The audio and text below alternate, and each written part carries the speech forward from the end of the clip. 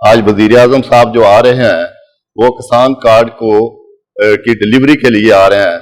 ये वजीर आजम साहब और गवर्नमेंट पंजाब की तरफ से ये बहुत ही एक अच्छा इनिशिएटिव है जो कि किसानों की फलाह बहबूद के लिए किया गया है।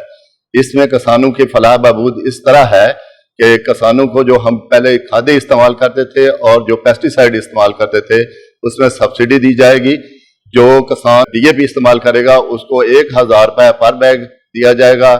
जो पोटाश इस्तेमाल करेगा उसको 800 रुपये पर बैग दिया जाएगा। और जो किसान जो है NP नेट्रोफास इस्तेमाल करेगा उसको 300 रुपये पर बैग दिया जाएगा।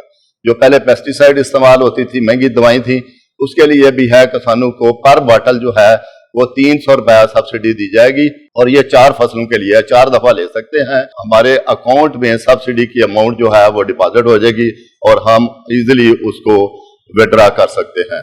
ये एक बहुत ही अच्छा इनिशिएटिव है गवर्नमेंट की तरफ से और ये सब्ज इनकलाब पैदा करेगा पाकिस्तान के एग्रीकल्चर के शोबा में।